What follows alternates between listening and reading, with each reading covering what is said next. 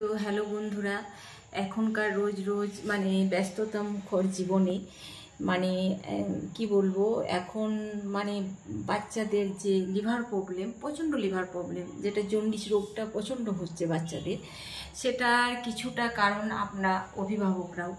কারণ এত ব্যস্ততার জীবনে হয়তো কোনো দিন বলে দিচ্ছি যে রেস্টুরেন্ট থেকে আজ কষা চিকেনটা নিয়ে আয়, বাড়িতে শুধু রুটি কটি করে নেব, এটাও একটা কারণ। আর আরেকটা কারণ হচ্ছে যে বাচ্চারা সবসময় কিন্তু মায়েদের নজরে ছোটই থাকে, যতই বড় হয়ে যাক। এবারে কি হয়, বাড়িতে যখন কেউ থাকে না, আমাদের টাকা পয়সা অনেকটা অগোছালোভাবে রাখা থাকে, কিন্তু বাচ্চারা ওই ফাস্টফুডের দোকানে খেতে খেতে এমন অভ্যস্ত হয়ে যায়, এবং তারা মানে কি বলবো, টাকা পয়সার কোনো টান যখন পায় না, তখন তারা কি করে, তাদের ইচ্ছে মতো মানে পয়সা নিয়েও নেয়, এবং তারা ফাস্টফুডের দোকানে খেতে খেতে অভ্যস্ত হয়ে যায়। এবার আমার যেটা সাজেস্ট, আমার সন্তানের নিয়ে আমি যেটা মানে ভোগ করলাম, আমি চাই না কোনো মা তার সন্তানকে নিয়ে এতটা মানে পীড়ন ভোগ করুক। মানে এটা যে কি যন্ত্রণাদায়ক, মানে বাচ্চাদের জন্ডিস হলে এই যে লিভারের একটা প্রবলেম, তাকে যে রেস্ট্রিকশনের মধ্যে খাবার দাবারে রাখা, মানে বাচ্চারা খেতে পাবে না, সেখানে মায়েদের চোখে ঝরঝর করে জল ঝরা ছাড়া আর কিছু উপায় থাকে না।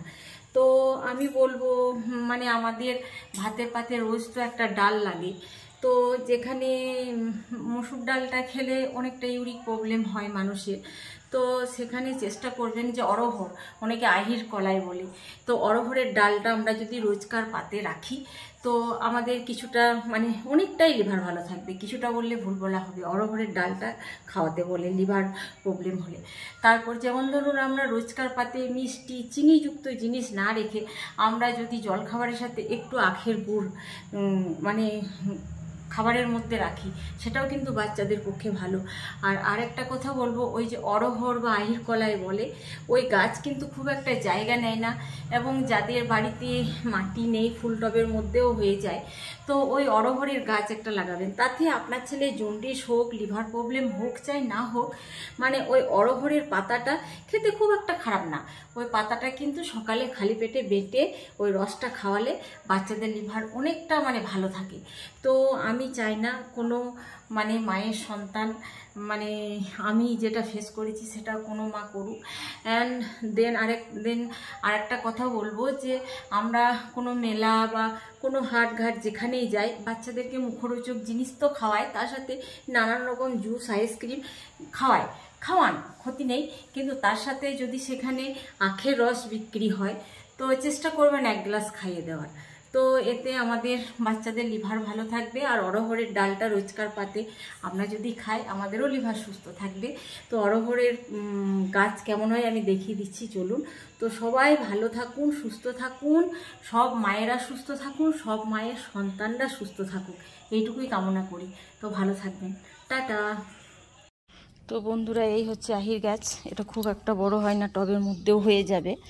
তো আমি কি করব, আমার ছেলের কিন্তু জন্ডিস এখন ভালো হয়ে গেছে, কিন্তু গাছটার পাতাগুলো বেশি হয়েছে, আর এখন প্রায় দিন বৃষ্টি হচ্ছে, তো যে কারণে এই পাতার ভারিতে না গাছটা নুয়ে পড়ছে। তো যে কারণে আমি গাছটাকে নুয়েও পড়তে দেবো না, পাতাগুলো আমি যাতে ওয়েস্ট না যায় তার ব্যবস্থা করব।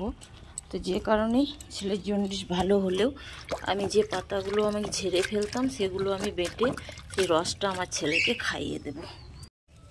তো এই তো আমি বেটে ফেললাম। তো মিক্সিতেও পেস্ট করা যায়, তো এইটুকুনি মিক্সিতে পেস্ট হবে না, যে কারণে আমি বাটনাতেই আমি পিষে নিলাম। তো ফেলবো কেন, আমার ছেলে জন্ডিস নাই বা রইল, কিন্তু আমি এই রসটা আমার ছেলেকে খাইয়ে দেবো। এটা পেটে গেলেই লিভার সুস্থ থাকবে। তো লিভার আর একটু ভালো থাকলে কোনো ক্ষতি আছে নাকি মানুষের? আজ তো প্রচণ্ড ব্যস্ত, এখনও স্কুল তো যাবই, তারপর ছেলে যাবে কম্পিউটার ক্লাস, তো তাকে খাইয়ে দাইয়ে পাঠাতে হবে।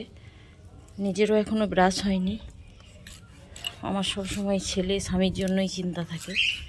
তো যাই হোক, শুভ সকাল, ভালো থাকবেন সবাই। এই আহির পাতার রসটা আমি বেটে রাখলাম ছেলের জন্য, আর এই অল্পটুকুনি টাইমের মধ্যে একটুখানি পোস্ত বেটে ফ্রিজে রেখে দিলাম। তারপর এই যে দেখুন, অল্প মাছ নিয়েছিলাম চারাপোনা, ও গোটা 6-7 হবে কি 8টা, একটু টক করবো, সেটাও আমি বেছে ফ্রিজে হলুদ মাখিয়ে রেখে দিয়ে যাব। তারপরে আমি প্রচণ্ড ব্যস্তমুখর আমার জীবন, নিজের জন্য শেষে আর টাইমও পাই না, দুটো খাবারও সময় পাই না। তো এখন আমি মাছ কটা ফ্রিজে রেখে চললাম। আর একটুখানি 2 পিস চিকেন রেখেছিলাম, আমারই জন্য রেখেছিলাম। ছেলের কাল ওর বন্ধুর কার ভাগ্নের না কার অন্নপ্রাশনে ভোজ ছিল, নিজে খাবো করে রেখেছিলাম। তারপর দেখছি খাবো করে রেখেছিলাম, তো তারপর দেখছি ছেলে তো আজ দুর্গাপুর যাবে, তো কি খেয়ে যাবে, তো নিজে না খেয়ে রেখে দিয়েছি। এখন আমি ওইটুকুনি গরম করে ওকে রুটি দিয়ে খাইয়ে পাঠাবো। তো এইটুকুনি চিকেনও গরম করে দিলাম বটে, এইটুকুনি চিকেনের মধ্যেও খেতে পারবে না। কাল একটা 5 মিশালি সবজি ছিল, তো এই সবজিটা আমি গরম করে দিচ্ছি যাতে এটাও একটু দিয়ে ও রুটি কটা খেয়ে বেরোতে পারে আমার ছেলে। তো ছেলেকে খেতে দিয়ে দিলাম। তো ছেলেকে খেতে দেওয়ার পর একটু টাইম কেন ওয়েস্ট হয় আমার, তো এই যে একটা আলু দিয়ে দিলাম আর ডালটা আমি প্রেশার কুকারে সেদ্ধ হতে দিয়ে দিলাম।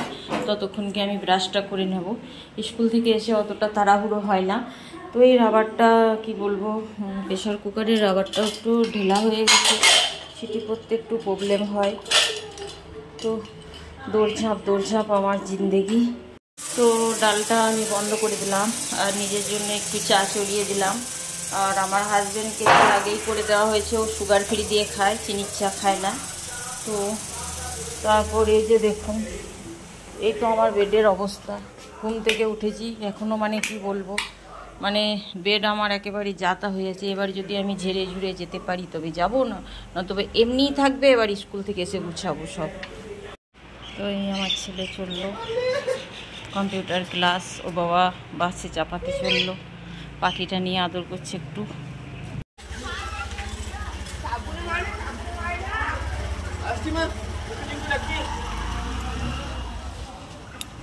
এখন ঘড়িতে বাজে 7:35। আমাকে 7:45-র মধ্যে ছুটতে স্কুল যেতে হবে। ব্রাশ হয়ে গেছে, চা খাওয়া হয়নি। তো এই দেখুন বিছানা ঝেড়ে ঝুড়ে চকাচক করে নিলাম, যাই হোক ঝাড়া হয়ে গেল। তো এখন আমি চাটা খেয়ে স্কুলে দৌড়াবো। তো দেখো বন্ধুরা, এখন বাজে 11টা। আমি কিন্তু স্কুল থেকে এসেছি, আরও আধ ঘন্টা আগে এসেছি। তো আমি কতটা ফাস্ট দেখুন, মানে এই যে আধ ঘন্টার মধ্যে আমার ডাল সেদ্ধ হয়েছে, একটু টমেটো আলু পোস্ত হয়েছে, কালকের একটু সবজি ছিল গরম করে রাখলাম। আর যে চারা মাছগুলো নিয়ে গেছিলাম সেগুলো আমি ভাজছি, একটু বড় বড় ফাঁক আলু করে টমেটো দিয়ে একটু টক করব। আর ভাতও কিন্তু আমি 2বার ফুটিয়ে নিয়েছি আর 1বার ফুটিয়ে নামিয়ে দেবো। তো তাহলেই কিন্তু আমার রান্না কমপ্লিট। আর আচার তো আছেই, এই রোদে দেওয়া হয়েছে, আচার নিয়ে নেব ভাতের সাথে। এই ছিল আমার সারাদিনের হাঁসফাঁস জীবনের কাহিনী। আর এই আমার রোজকার কাজ, এটা মানে পার ডে, প্রতিদিনই আমার এরকম, মানে কি বলবো, ব্যস্ততা মুখর জীবন। তো শেষে ভিডিও শেষে তো থোবড়াটা দেখাতেই হবে, তাছাড়া জেনুইনলি মানে কি বলবো, কাজকর্ম ভিডিও সবাই তো দেখতে ভালোবাসবে না। তো শুভ সকালও বলা যাবে না, শুধু শুভ দুপুরও বলা যাবে না, কারণ ভিডিওটা আমি সকাল থেকে শুরু করেছি, দুপুরে এসে শেষ হলো রান্নাবান্না হয়ে। তো গুড মর্নিং অ্যান্ড গুড নুন দুটোই, শুভ দুপুর শুভ সকাল।